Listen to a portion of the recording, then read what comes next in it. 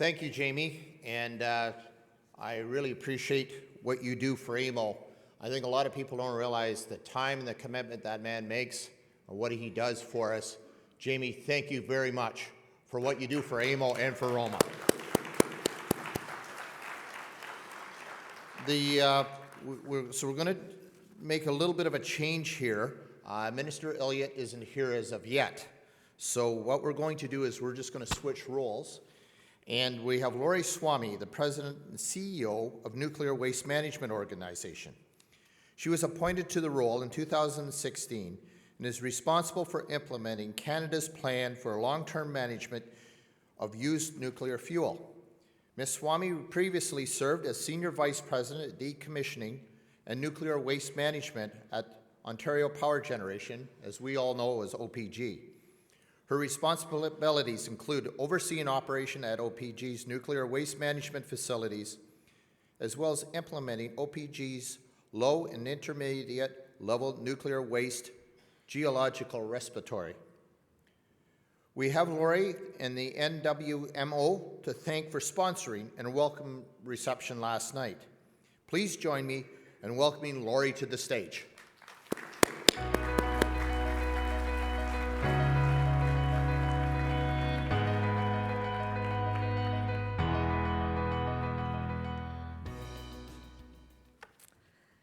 Thanks very much, Alan, for the kind introduction, and appreciate the switch, and hopefully we'll get into some very interesting topics today.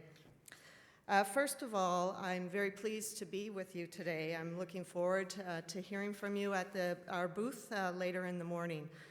And I think as we move forward, the theme of moving forward at this conference is relevant to Canada's plan for the safe, long-term management of used nuclear fuel, because we're moving forward with the active participation of municipalities.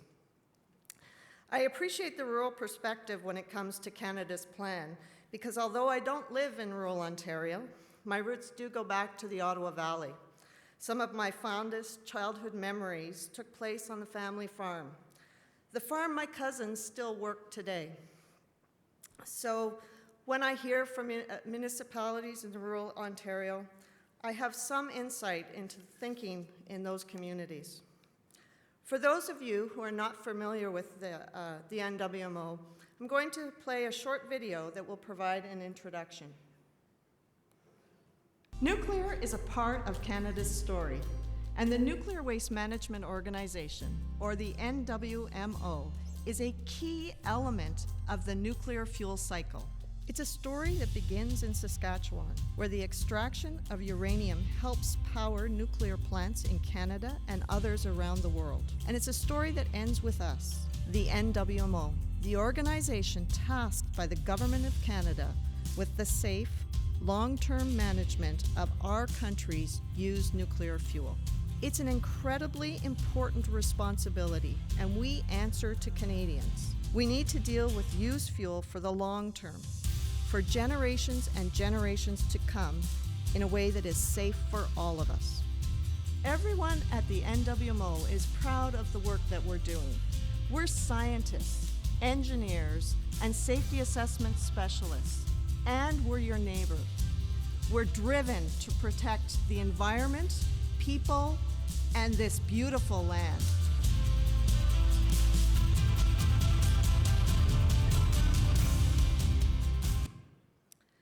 You now have a good idea about who we are. I'd like to share a bit about what we do and how we're implementing Canada's plan for the safe long-term management of used nuclear fuel. Canada's plan calls for the containment and isolation of used nuclear fuel in a deep geologic repository in an area with informed and willing hosts. We are currently working through a site selection process to identify a single preferred location for our project, which we expect to identify in 2023. I'd like to share with you an update on how we are moving forward in the siting process. Last year was a milestone for us at the NWMO. At the end of the year, we narrowed our focus from 5 potential siting areas to 2, Ignace in northwestern Ontario and in Southern Ontario, either Huron-Kinloss or South Bruce.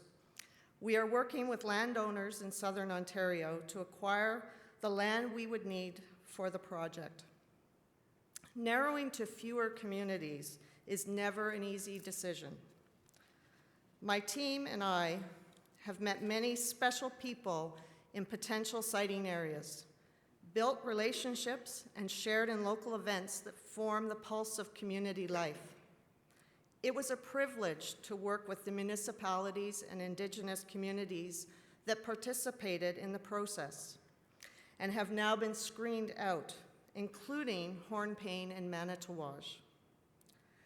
But a decision was necessary to advance Canada's plan. That decision follows years of ongoing engagement in potential siting areas, as well as increasingly detailed technical studies. This foundation helped us determine the location that best meets key safety, transportation, and partnership considerations. The site selection process has been underway since 2010. It started with 22 communities stepping forward to learn more and explore for the potential to host the project. We've been able to make so much progress because municipalities have been deeply engaged every step of the way. Let's face it, siting a used nuclear fuel facility is hard.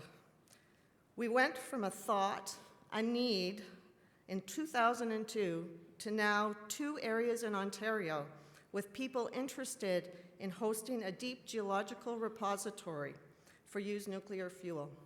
This is a tremendous thing. Our approach has always been a collaborative one. We have learned together with communities about how Canada's plan will keep people and the environment safe. You told us safety and community well-being are your primary considerations, as they are for us.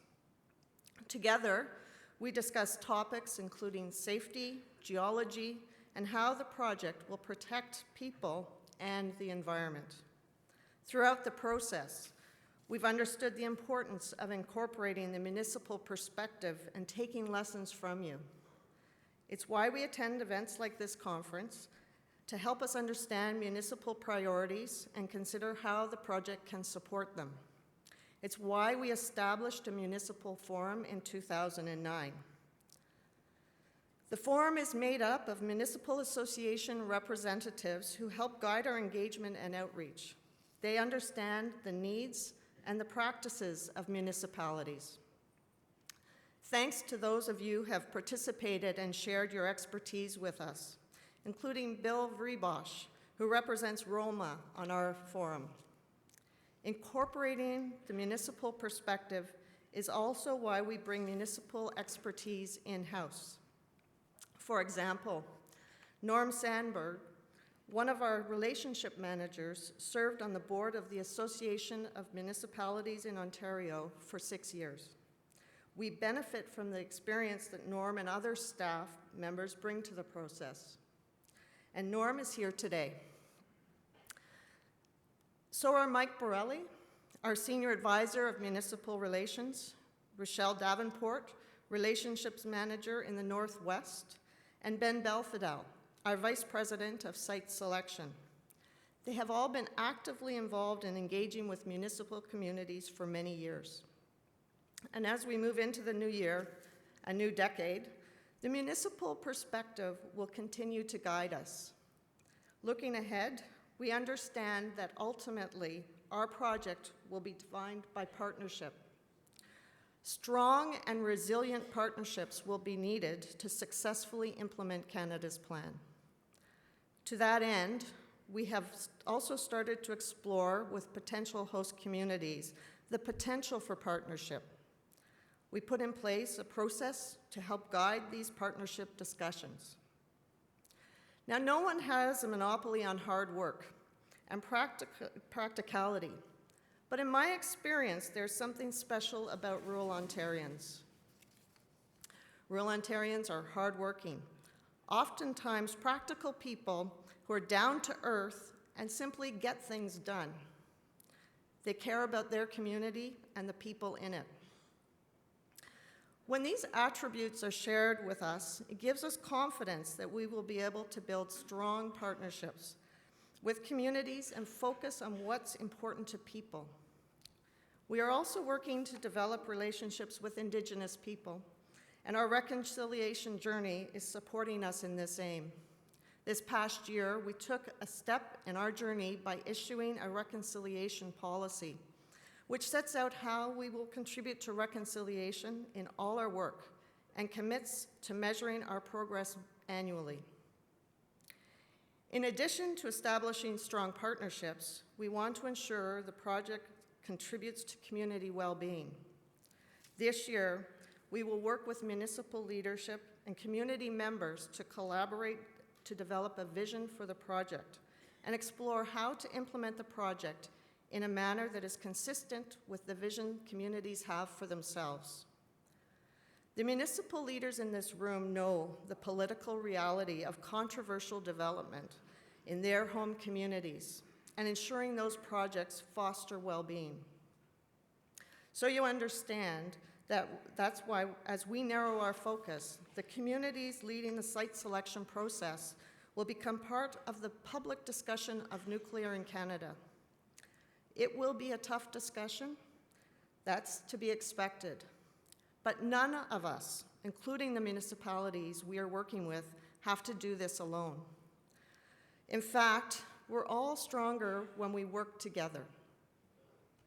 I am confident the potential siting areas will be supported by leaders across the province and people like you. In your roles, you'll be asked to make choices. People will come to your council meetings to present options and issues, and you will have to weigh in. As a leader, I understand your position. I understand that to make tough decisions, you want reliable information, and you have to reflect on the needs of your community and the people in it. So I want to say that we're here to help you, to provide answers to questions that you may have, to help you dig deeper to get all the information you need to make those choices. Please stop by our booth to learn more. Let us know if you're interested in the NWMO making a presentation to your council. You can also join our mailing list to keep up to date with our latest activities. Your participation in Canada's plan matters. In fact, it's essential. In 2010, I invite you to get involved and stay involved. If you're already working with us, we're looking forward to continuing with you. If you're not working with us now, we'd like this year to be the year we connect. I'd like to leave you with the final thoughts. Canada's plan is everyone's plan. It meets the national need for the safe, long-term management of Canada's used nuclear fuel. I am confident we will achieve this, and we will do it together. Thank you.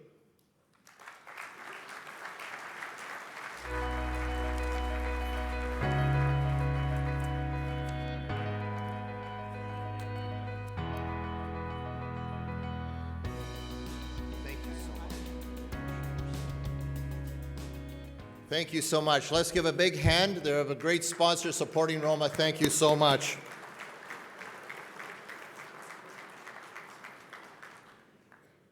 I'm pleased to welcome the Honourable Christine Elliott, Minister of Health and Deputy Minister. Minister Elliott was elected to the riding of Newmarket Aurora in June 2018 general election.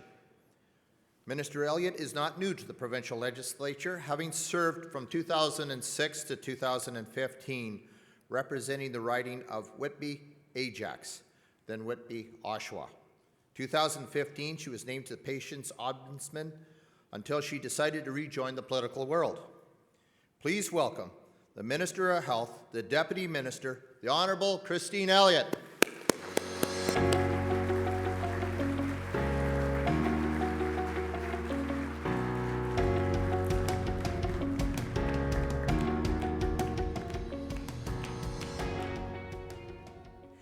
Good morning, everyone. It's a real pleasure to join you today, and I'm really looking forward to the meetings I'm going to have with several of your delegations over the next few days, because I do want to hear about your experiences with our healthcare system and how we can work together to improve the health and well-being of your communities. Our government is proud to work alongside our partners in rural governments in finding solutions for all Ontarians, no matter where they live. As Ontario's Deputy Premier and Minister of Health, it's my responsibility to help build a public health care system that works for all Ontarians. That includes the nearly 3 million people who live outside our province's major metropolitan areas. This is not a responsibility that I take lightly.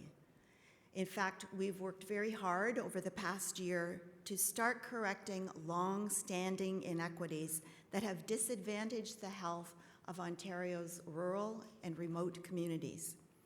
Take, for example, the $68 million our government announced last fall to support small and medium-sized hospitals across Ontario with their unique challenges and funding situations. This new investment, in addition to the additional $384 million that Ontario hospitals received as part of the province's 2019 budget. It includes a province-wide increase in funding of 1% for 66 small-sized hospitals, 1.5% for 23 medium-sized hospitals, and targeted funding to assist with unique situations and historical funding challenges. The real and significant needs of the hospitals that service Ontario's rural communities have been ignored for far too long.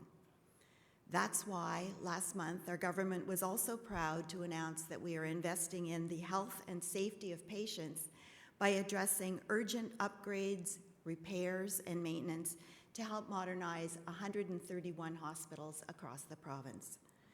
Through the Health Infrastructure Renewal Fund, Ontario is investing $175 million this year to help hospitals across the province maintain their infrastructure and ensure a safe and comfortable environment for patients to receive care. In addition, we also announced that we are investing $7.2 million through the Community Infrastructure Renewal Fund to address ongoing urgent or emergent infrastructure renewal needs for community health service providers who meet specific criteria on a priority basis. These investments will help ensure that patients across Ontario, wherever they may live, can receive the care that they need in a safe and comfortable setting. Seemingly small things like well-functioning roofs, windows, heating and air conditioning systems, fire alarms, and backup generators can make the world of difference in a patient's experience and ensure that they have access to reliable, high-quality care. Now, as everyone here will know, our government also made a commitment to the people of Ontario that we would end hallway health care. A problem long neglected, the unfortunate reality is that there is no easy solution. Believe me, every day I wish there was. But our government does have a comprehensive plan in order to keep this promise. It's a plan that has 4 pillars. First, we want to keep Ontarians healthy and out of hospitals in the first place. Of course, we call this pillar prevention and health promotion. Second, our plan will ensure that Ontarians receive the right care in the right place.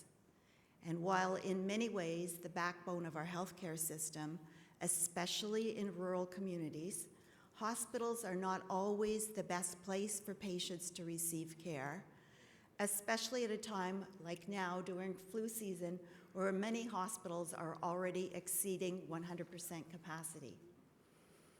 Third, we are better integrating care to improve patient flow. Doing so will help ensure that those patients who are ready to leave hospital can do so with the supports and services that they need, hopefully at home, while the patients that are ready to be admitted to hospital will receive care in a bed in a hospital room instead of in a hallway or a meeting room. Finally, by investing $27 billion over the next 10 years in hospital infrastructure projects, we are building capacity throughout the system, including in hospitals in rural communities across the province. Whether it's West Lincoln Memorial, Lake of the Woods, Markdale, or Prince Edward County Memorial, we are investing in building new and expanded hospital capacity for all Ontarians closer to home. As our government continues the work to bring Ontario's healthcare system into the 21st century, this funding will also help health service providers address urgent issues. But first, please allow me to return back to the first pillar in our plan to end hallway healthcare: prevention and health promotion. To build healthier communities, we must consider how best to deliver public health in a way that is resilient, efficient, nimble, and modern, and in a way that meets the evolving health needs and priorities of Ontario's families.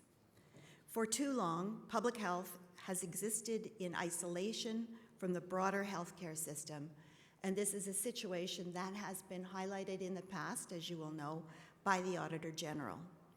In 2017, the Auditor General reported that public health units were not always well coordinated and were duplicating work. The Auditor General also reported that public health services are delivered inconsistently across the province.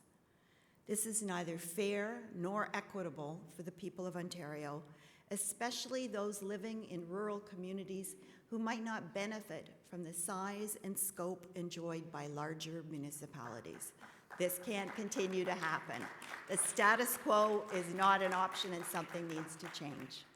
We need to unlock the value of the good work that's being done in communities across the province to keep our people in our communities safe and healthy. To that end, we are working with our municipal partners to design a public health system that meets the following principles. First, better consistency and equity of service delivery across the province. Next, improved clarity and alignment of roles among the province, Public Health Ontario, and local public health units. Also, we need to unlock and promote leading innovative practices and key strengths from across the province. And finally, we need better and deeper relationships with primary care and the broader healthcare system to support the goal of ending hallway healthcare through improved health promotion and protection. As we make these long overdue changes, I do want you to know that our government is listening. Led by Jim Pine, our advisor on public health and emergency health services, the Ministry of Health has launched renewed stakeholder consultations across Ontario.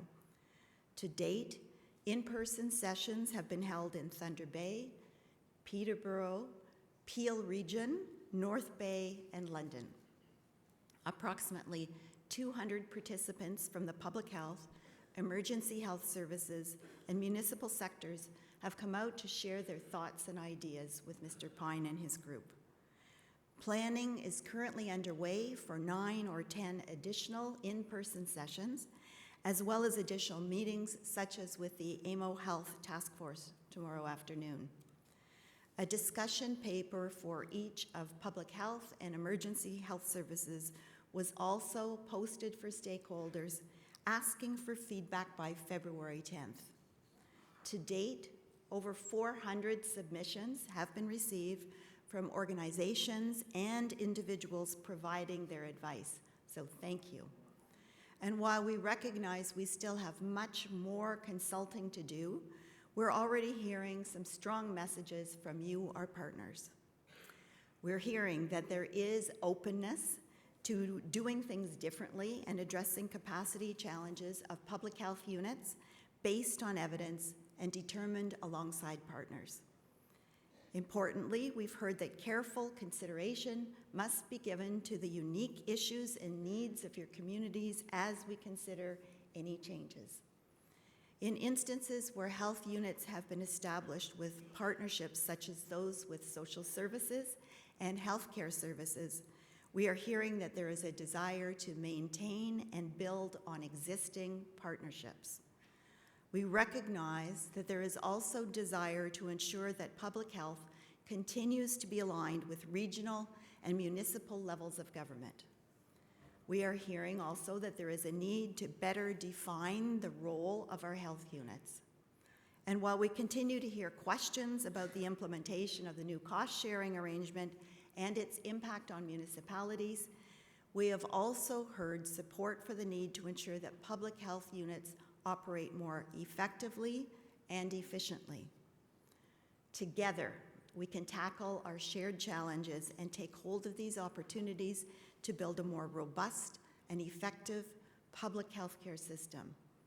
Together, we can better facilitate and deepen relationships between public health and primary care to keep our communities healthy and help end hallway healthcare. With respect to Ontario's emergency health services, we are hearing about the long-standing challenges of outdated technology and the inability to communicate in real time with other services in the area. We're hearing about the potential for better dispatching systems to improve responses to patients and make the best use of paramedic resources within your communities. Like much of our healthcare system, we have heard our paramedics need greater, more seamless access to patient histories and health information. Municipalities have expressed their concerns about patient transportation between facilities, especially in rural areas where distances between services are vast. We understand that in areas where paramedic services are called to transport these patients, it can significantly reduce the availability of paramedic capacity for emergencies within your own communities. I know that Jim Pine will be speaking with you, many of you later today, about the consultations and discuss these important issues with you. We believe there is an opportunity here for meaningful change that will benefit our communities and citizens. But you have the firsthand knowledge to help us all achieve that goal. Our government will be continuing with our consultations throughout the month of February. At that time, we can begin to consider the important changes we need to modernize and strengthen our public health and emergency health services in consultation with all of you, our municipal partners. So once again, thank you very much for the invitation to join you today, and I look forward to hearing more from all of you about the important considerations and issues for our rural communities. Thank you again, and please enjoy the rest of the conference. Thank you.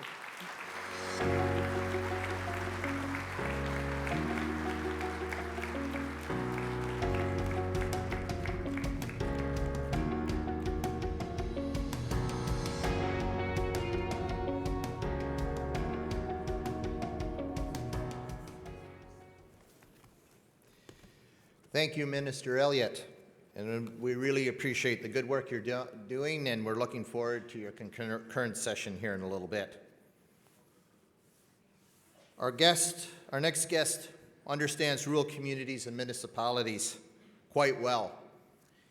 He has served as the mayor of the township of Southwest Oxford from '88 to '94, as chair of the Wardens Association of Ontario from '90 to '91, served both as chair of ROMA as well as an able board member. I'm pleased to have the honor of sharing this responsibility with him. Elected to MPP for Oxford in '95, he is a seasoned parliamentarian and an experienced cabinet minister, currently serving as the Minister of Agriculture and Rural Affairs. Please welcome Ernie Hardeman.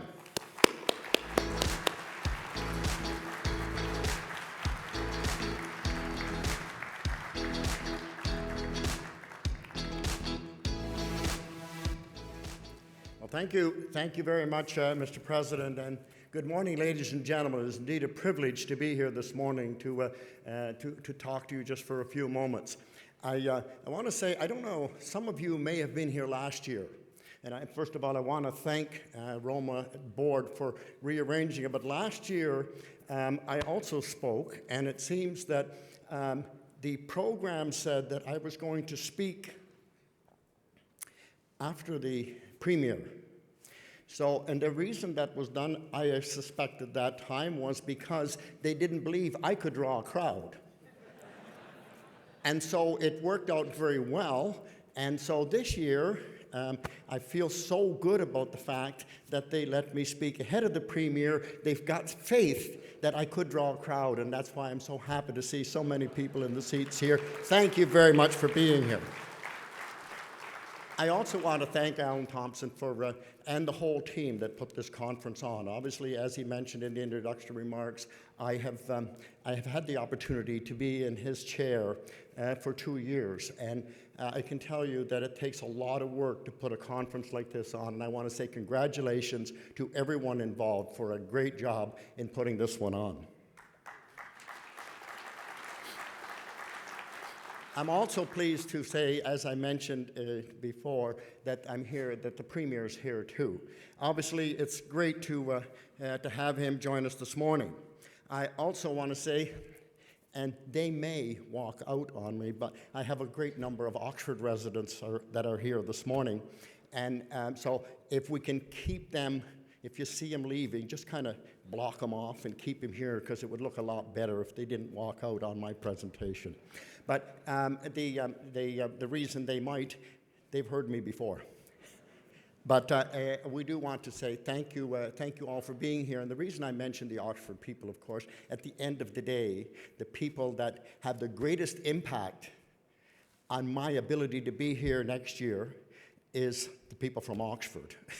They have the ability to put the X in the right place. So thank you very much for that they've done that for all these years, and we want to keep doing that. I also want to say that it's a pleasure to be here because this is my 39th consecutive ROMA conference that I've been at.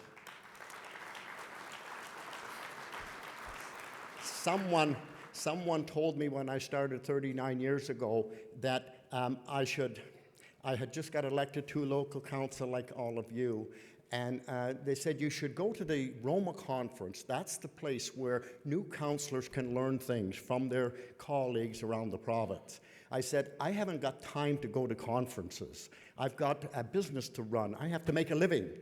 And so, but they talked me into it, and after I went to the first one, I have never missed one since. So we very much appreciate what they do. This conference is the highlight of the year for me, and I'm sure it is for many of you. It's another opportunity to connect and collaborate over both the challenges and opportunities facing our rural communities. I'm proud to say, as I said, this is my 39th year of attending, and each year I'm more impressed with the insights that our municipal partners bring to the table.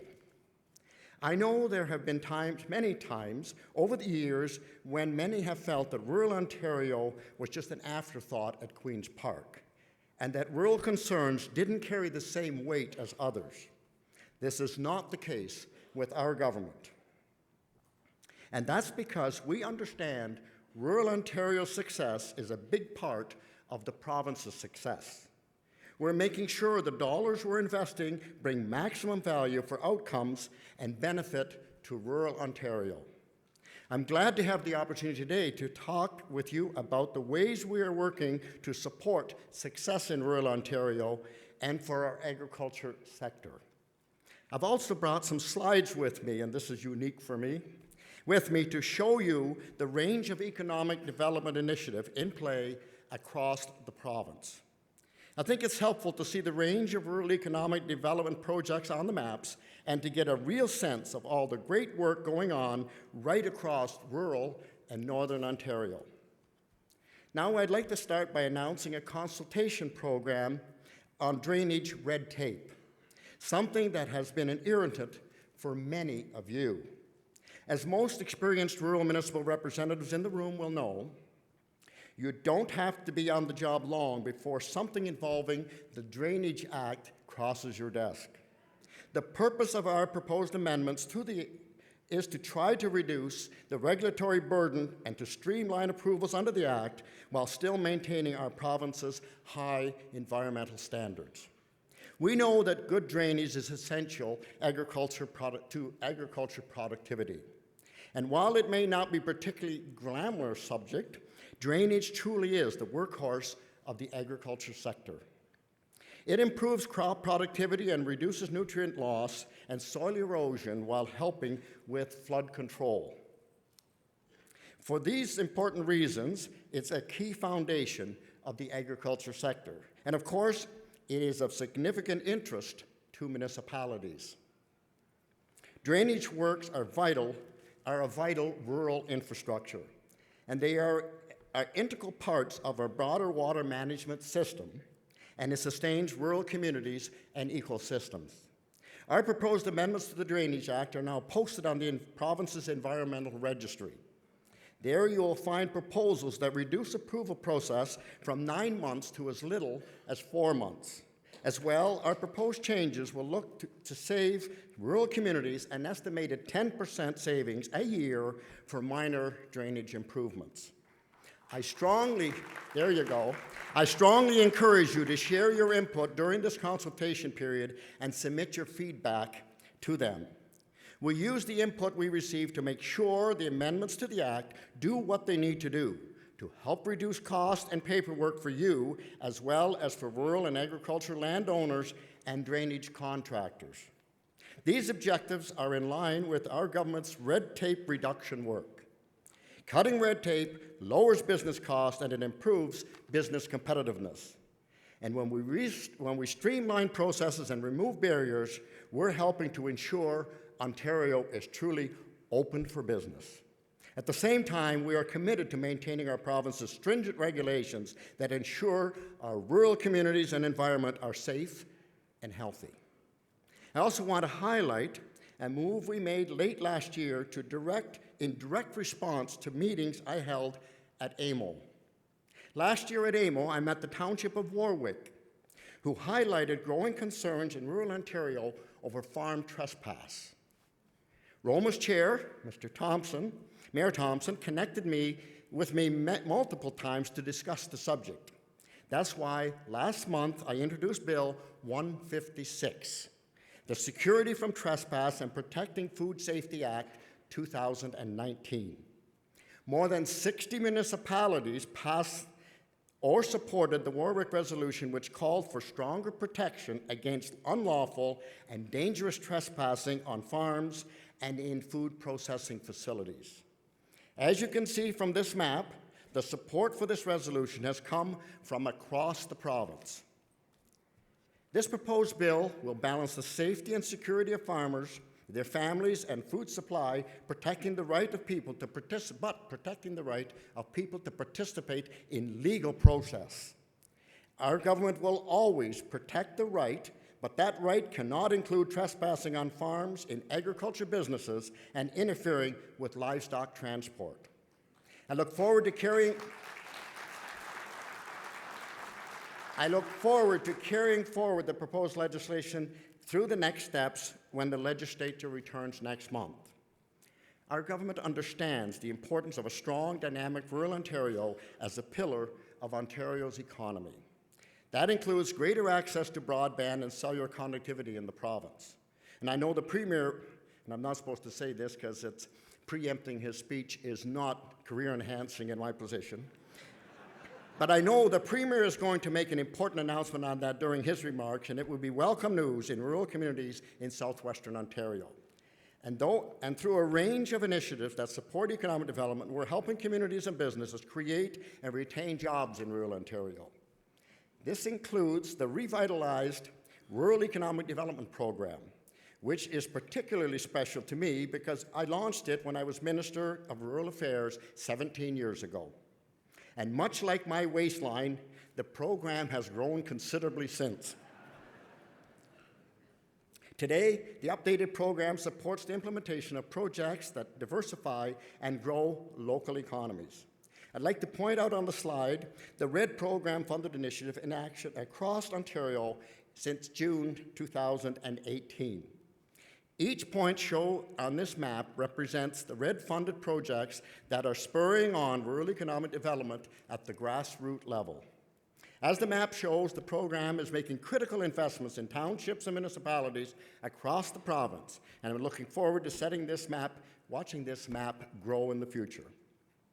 We've got an exciting announcement on the red that Premier Ford will be making at this podium right after me, so make sure you stick around because you won't want to miss that. The Canadian Agriculture Partnership is another vehicle that is driving success in rural Ontario. On this map, you can see illustrated the CAP-funded projects that have been implemented in the past year and a half. Since June 2018, both the federal and provincial governments have committed to cost-sharing support to approximately 2,500 projects through the partnership to help eligible Ontario farmers, processors, businesses, and sector organizations innovate and grow. Our government has also invested in 18 agriculture projects in Northern Ontario through the Northern Ontario Heritage Fund that have seen impressive overall investments in northern communities. And since June 2018, over $100 million has been committed in Ontario through the partnership to support a variety of new projects to help farmers, processors, businesses, and sector organizations to innovate and grow. For example, we've leveraged a small investment of $530,000 in CAP money into the meat processing sector that stimulated a total of $1.7 million of investment. Here we see the locations of more than 50 abattoirs that are being supported through the partnership for projects to improve food safety. Not only are these investments supporting employment in these key sectors, but they help to boost the competitiveness of the meat processing industry. Ontario Community Infrastructure Fund is making sure funding is targeted where it's needed most. The program provides funding for more than 420 small, rural, and northern communities. The funding helps develop and renew core infrastructure assets and support asset management planning. You may have heard Friday's announcement by the Premier of the province's investment of $200 million in OSAF funds to eligible municipalities and local services boards for the 2020 calendar year. We know that by investing in local infrastructure projects, we're investing in strong, prosperous communities. That's why our government is proud to participate in the Investing in Canada infrastructure program. The program is a wonderful example of collaboration, relationship between the province, the federal government, and communities across Ontario. To date, Ontario has opened intakes for all 4 of these streams and nominated 351 infrastructure projects across the province to the federal government under the ISIP to get people moving and growing the economy. So far, 84 of these projects have been approved by the federal government. This includes 62 projects under the rural and northern stream, which prioritizes investment in road, bridge, air, and marine infrastructure. The province has also launched the green infrastructure stream in October last year.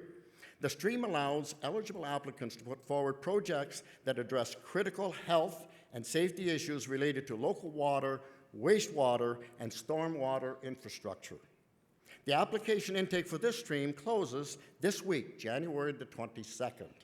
These initiatives will help to create jobs and open the doors to economic growth in rural Ontario while at the same time improving critical utility infrastructure across the province. But investing in infrastructure is just part of our plan to build up rural Ontario. Having great rural and agriculture infrastructure means nothing without the people to turn those investments into opportunities in their communities. That's why I'm pleased today to announce our government will invest nearly $500,000 in funding the That's why I'm pleased today to announce our government will invest nearly $500,000 in funding the Building Leaders, Connecting Leaders project in the Rural Ontario Institute. The project aims to build and connect leaders in the Ontario legislature, in Ontario agriculture and rural sectors. My mind is going back to work.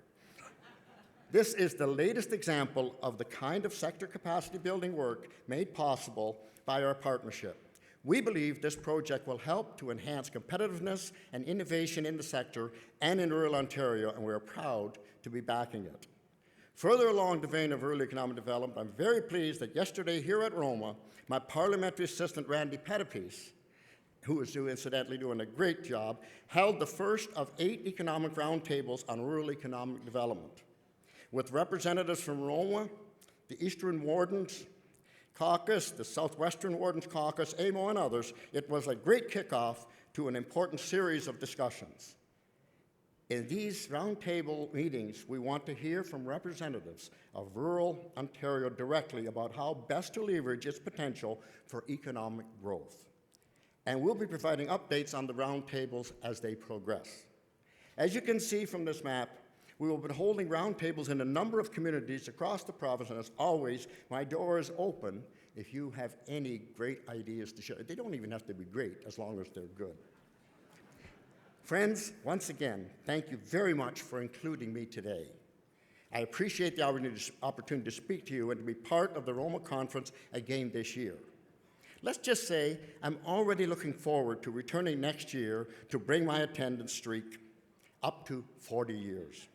In the meantime, I look forward to continue to work with you and with every one of our partners who contribute in their own ways in the success of rural Ontario. Thank you again for having me here, and have a great conference. Thank you.